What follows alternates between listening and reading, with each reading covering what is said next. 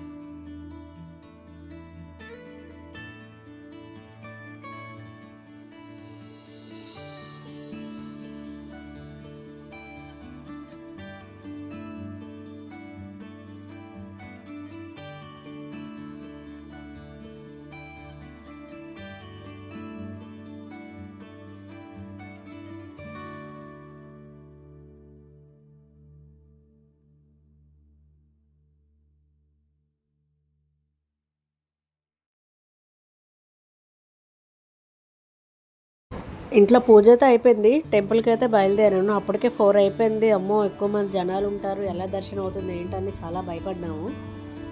మేము అందరం అయితే అలా నవ్వుకుంటూ మాట్లాడుకుంటూ టెంపుల్ దగ్గరికి అయితే వచ్చేసాము. నడుచుకుంటూ అలా శివాలయానికి వచ్చాము. మా ఇంటి దగ్గరలోనే ఈ శివాలయం ఉంది. అమ్మో, ఎంతమంది జనాలు ఉన్నారు చూసారా. మొత్తానికైతే మేము లైన్లో వెయిట్ చేసాము. నా దర్శనం అయిపోయి బయటకు వస్తుండగా అక్కడ నా ఫ్రెండ్ కనిపించింది. నైట్ 10:30, 11 అయింది. మేమైతే ఆడుకున్నాం. మా బ్లాక్లో ఉన్న వాళ్ళందరూ కింద దిగారు, అందరం కలిసి ఆడుకున్నాం. మధ్యాహ్నం కూడా ఆడాము, నైట్ కూడా ఆడుకున్నాం. టెంపుల్ దర్శనం అయిపోయాక అలా మా ఫ్రెండ్స్ అందరం ఫొటోస్ తీసుకున్నామండి. మా లేడీస్కి ఫొటోస్ అంటే చాలా ఇష్టం కదా. వీడియో కనుక మీకు నచ్చినట్టయితే లైక్ చేయండి, షేర్ చేయండి, సబ్స్క్రైబ్ చేయండి.